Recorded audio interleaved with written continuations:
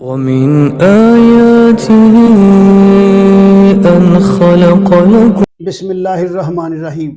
پاک دامنی کے لیے 5 علاج، یعنی پاک دامن رہنے کے لیے 5 علاج ہیں، 5 طریقے ہیں۔ عورتوں کی بیعت کی شرائط۔ احسان کا مطلب ہے پاک دامنی۔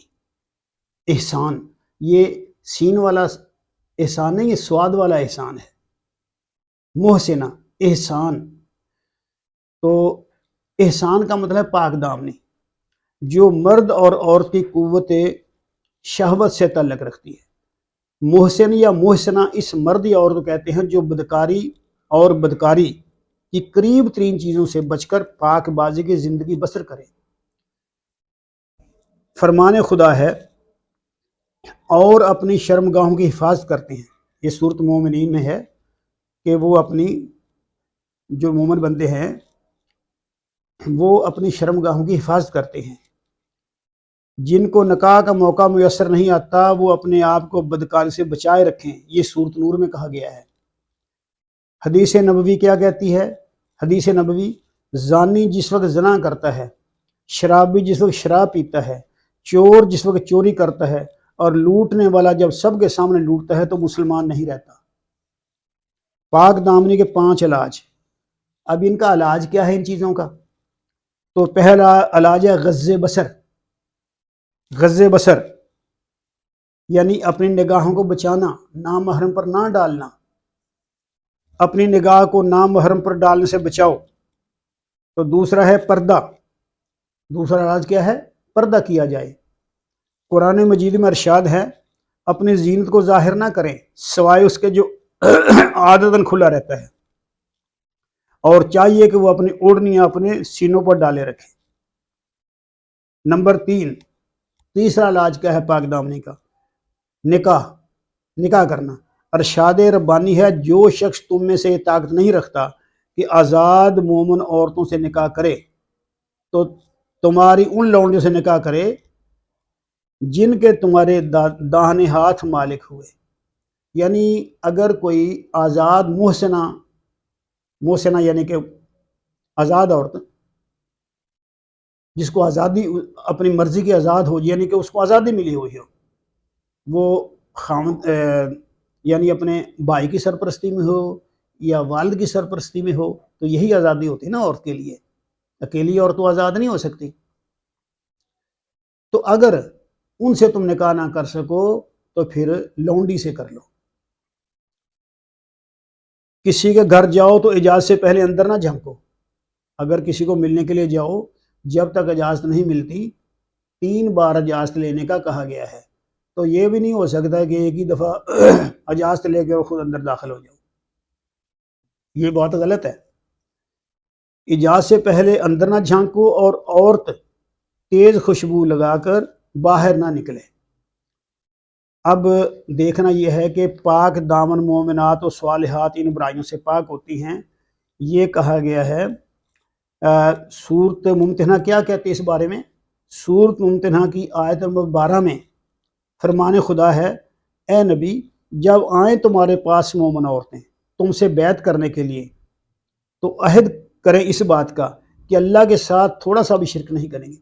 سب سے پہلے شرک کا انکار کرنا ہے، جو سب سے زیادہ اہم بات ہے۔ شرک تو انسان کو مسلمان ہی نہیں رہنے دیتا، شرک کو اللہ کبھی معاف نہیں کرے گا، اور آج کے زمانے میں سب سے زیادہ شرک ہی ہو رہا ہے۔ چوری یعنی اللہ کے تھوڑا سا بھی شرک نہیں کریں گی، چوری کریں گی نہ زنا کریں گی، چوری اور زنا یہ بھی نہیں کرنا، اور نہ اپنی اولاد کو قتل کریں گی، اور نہ باندھیں گی کوئی ایسا بہتان۔ اب اولاد کو قتل کون کرتا ہے؟ اولاد کا قتل کرنا یہی ہے کہ عورت سے غلطی ہو جائے، ناجائز حمل ٹھہر جائے تو وہ بچہ گرانے کی کوشش کرتے ہیں۔ اور بعض ملکوں میں یہ بھی رواج ہے، ہمارے قریبی ملک میں بھی ہے، کہ یہ دیکھتے ہیں کہ لڑکی پیدا نہ ہو جائے تو لڑکا ہی ہونا چاہیے۔ اگر لڑکی پیدا ہونے کا احتمال ہو، پتہ لگ جائے ان کو کہ لڑکی ہوگی، تو پھر اس کو حمل کو گرا دیتی ہیں۔ یہ ہے اولاد کا قتل۔ اور نہ باندھے کوئی ایسا بہتان جسے گھڑ لیں وہ خود اپنے ہاتھوں اور اپنے پاؤں کو آگے. یعنی عورتوں میں یہ بات بھی ہوتی ہے کہ جھوٹ موٹ کی باتیں دوسرے پھینک دیتی ہیں. بہتان لگانا کسی بیچارے نے گناہ کیا کوئی نہیں عورت نے یا مرد نے تو اس پہ وہ گھڑ کے بات بتا دینی. اس سے منع کیا گیا ہے کہ کسی اور بہتان نہیں لگانا. اور نہ نافرمانی کریں گی وہ تمہارے کسی امر معروف میں. اس کا مطلب یہ ہے کہ نبی صلی اللہ علیہ وسلم کی جائز باتوں میں، نبی صلی اللہ علیہ وسلم کی ماشاء اللہ ساری باتیں جائز ہوتی ہیں، لیکن پھر بھی احتیاطاً یہ کہہ دیا گیا اللہ نے کہ تمہاری جائز باتوں میں وہ حکم عدولی نہیں کرے گی تمہاری باتوں کی. کسی امر معروف میں تو ان سے بیعت لے لو. جو یہ شرطیں مانیں عورتیں ان عورتوں سے بیعت لو آپ، جو یہ نہ مانیں ان سے بیعت نہ لو. اور دعائے مغفرت کرو ان کے لیے اللہ سے، بلا شبہ اللہ ہے معاف فرمانے والا اور نہایت رحم کرنے والا. بیعت، اب بیعت کیا چیز ہے؟ بیعت کا لغوی معنی ہے اپنے آپ کو کسی کے آگے بیچ دینا. یعنی بے سے ہے نا، بیچ میں یہ بے سے لفظ بنا ہے. یہ بے کا مطلب بیچنا فروخت کرنا. تو بیعت جو فروخت ہو چکا ہو، فروخت کرنا، کسی آگے بیچ دینا. اور اصطلاحی معنی یہ ہیں کہ بیعت لینے والے کی ہر جائز کام میں اطاعت کرنا. یعنی یہی بیعت ہے، فروخت کرنا کسی کے آگے اپنے آپ کو. یہ ہے کہ اس کا ہر جائز حکم ماننا، ہر جائز بات ماننا اس کی. جب مکہ فتح ہوا تو قریش کے لوگ آپ سے بیعت کرنے کے لیے حاضر ہونے لگے. آپ نے مردوں سے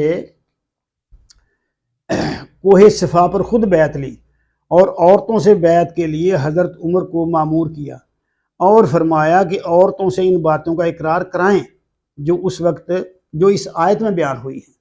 پھر واپس مدینہ آ کر آپ نے انصار کی خواتین کو ایک مکان میں جمع کیا اور حضرت عمر کو ان سے بیعت لینے کے لیے بھیجا. بعد میں عورتیں فردن اور اجتماعی طور پر بھی آپ سے بیعت کرتی رہیں. اب ہم نے نیکسٹ جو ٹاپک ہے وہ دیکھنا ہے، وہ برائیاں جن کو نہ کرنے کے لیے بیعت لی گئی. وہ برائیاں جن کو نہ کرنے کے لیے کہ کیا کیا باتیں نہیں کرنی. اللہ تعالیٰ دانا و بینا علیم و خبیر ہیں، وہ ہمارے خالق ہیں اور اپنی مخلوق کو بہت اچھے طریقے سے جانتے ہیں، بہت اچھی طرح جانتے ہیں. لہٰذا ان باتوں پر اللہ کے پیغمبر نے بیعت لی. کیا؟ شرک نہیں کرنا، شرک نہیں کریں گی، چوری نہیں کریں گی، زنا نہیں کریں گی، اپنی اولاد کو قتل نہیں کریں گی، کوئی بہتان نہیں گھڑیں گی، جائز کاموں میں رسول اللہ کی نافرمانی نہیں کریں گی. ان پہ بیعت لی گئی. چوری کے بارے میں ابو سفیان کی بیوی ہند کا رسول اللہ سے پوچھنا. چوری، ابو سفیان کی بیوی ہند نے رسول اللہ سے پوچھا چوری کے بارے میں. بیعت کے دوران ابو سفیان کی بیوی ہند بنت عقبہ نے، جب رسول اللہ صلی اللہ علیہ وسلم عورتوں سے بیعت لے رہے تھے تو ابو سفیان کی بیوی ہند نے، جو کہ مسلمان ہو گئی تھی، یہ وہی عورت تھی جس نے حضرت حمزہ کا کلیجہ چبایا تھا، ہند بنت عتبہ نے چوری کے بارے میں دریافت کیا اور کہا یا رسول اللہ، ابو سفیان ذرا بخیل آدمی ہے، یعنی کنجوس ہے. ابو سفیان ہی مسلمان ہو گیا تھا نا. کیا میرے اوپر اس میں کوئی گناہ ہے کہ میں اس سے پوچھے بغیر اس کے مال میں سے کچھ لے لیا کروں؟ یعنی خاوند کا مال ہے، گھر میں پڑا ہے اور وہ کنجوس ہے، دیتا نہیں. تو اگر میں اپنی طرف سے ہی کوئی مال تھوڑا سا بیچ میں سے لے لوں اپنے گزارے کے لیے تو کیا یہ جائز ہے یا ناجائز ہے؟ اجازت ہے یا اس کی اجازت نہیں ہے؟ آپ نے فرمایا نہیں، مگر بس معروف کی حد تک. یعنی آپ نے کہا اس طرح مال لینے کی اجازت نہیں ہے کہ تم سارا مال یا اتنا زیادہ مال لے لو، بس اتنا لو معروف کی حد تک. یعنی اتنا مال لو جو جائز ضروریات کے لیے کافی ہو. یعنی اگر وہ کنجوس ہے، کوئی بندہ کنجوس ہے اور اپنی بیوی کو، یہ ہم پر بھی عائد ہوتا ہے، اگر کوئی بندہ کنجوس ہے اور اپنے بال بچوں کو خرچ ہی نہیں دیتا، اگر گھر میں مال بھی پڑا ہے تو بال بچوں اور اپنی ضرورت کے مطابق عورت وہاں سے لے سکتی ہے اس حدیث کے مطابق. تو اتنا مال لینا ہے جتنا ضرورت کے لیے کافی ہو. آگے یہ بات ہے کہ زنا نہیں کریں گی، اولاد کو قتل نہیں کریں گی. اس میں اسقاط حمل بھی شامل ہے، خواہ جائز حمل کا ہونا یا ناجائز حمل کا. بہتان لگانا، ایک عورت دوسری عورت پر غیر مردوں سے یارانے کی تہمت لگائے اور اس عورت کو بدنام کرنے کے لیے کہانیاں بنا بنا کر لوگوں کو سناتی پھرے۔ دوسرا بہتان یہ ہے کہ بچہ کس کا ہو اور وہ اپنے خامد کو یقین دلا دے کہ یہ اس کا بیٹا ہے، یہی بہتان ہے۔ یعنی بچہ اس عورت کے خامد کا نہیں ہے، بچہ کسی اور کا ہے، تو کہہ دینا خامد کو یہ تمہارا ہی بیٹا ہے، تو خامد تو بیچارہ مان ہی جائے گا۔ لیکن یہ منع ہے، عورتوں سے منع کیا گیا ہے کہ ایسا کام نہیں کرنا، بہتان نہیں لگانا۔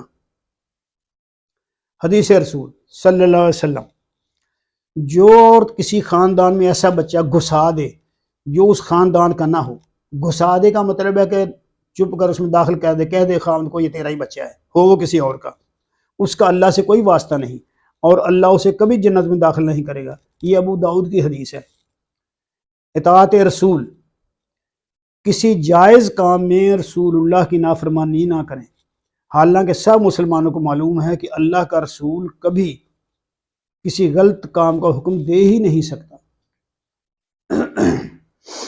اس سے یہ بات ظاہر ہوتی ہے کہ دنیا میں کسی بھی شخص کی اطاعت اللہ کے قانون سے بالاتر نہیں ہے۔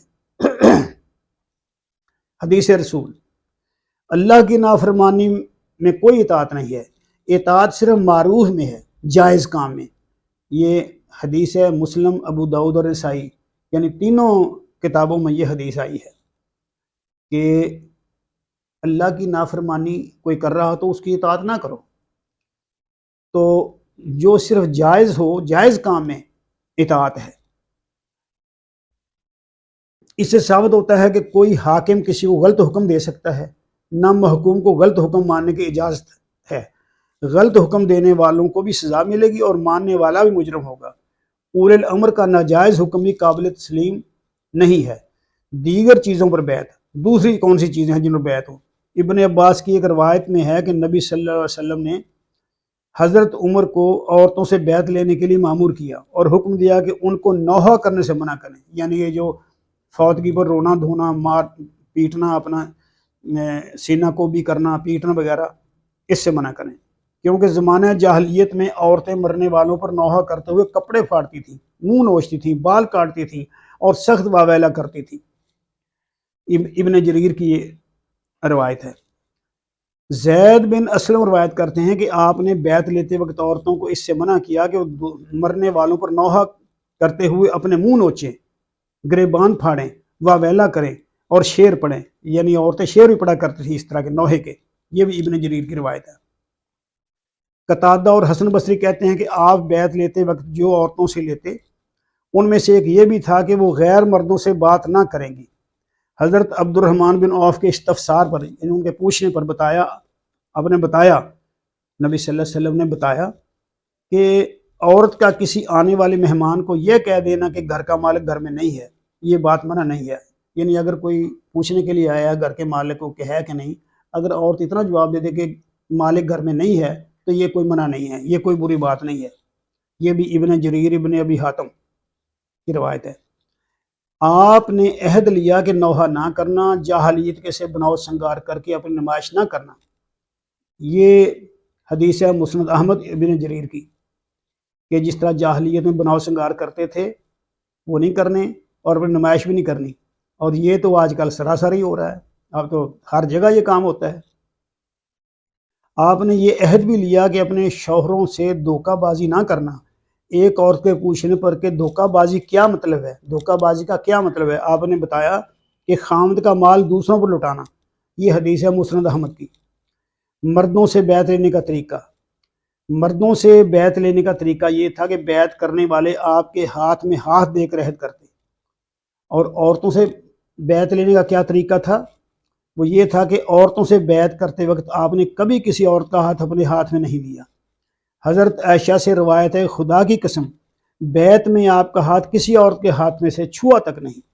آپ عورت سے بیعت لیتے ہوئے زبان مبارک سے بس یہ فرمایا کرتے تھے کہ میں نے تجھ سے بیعت لی۔ یہ حدیث ہے بخاری اور ابن جریر کی۔ ومن آياته أن خلق لكم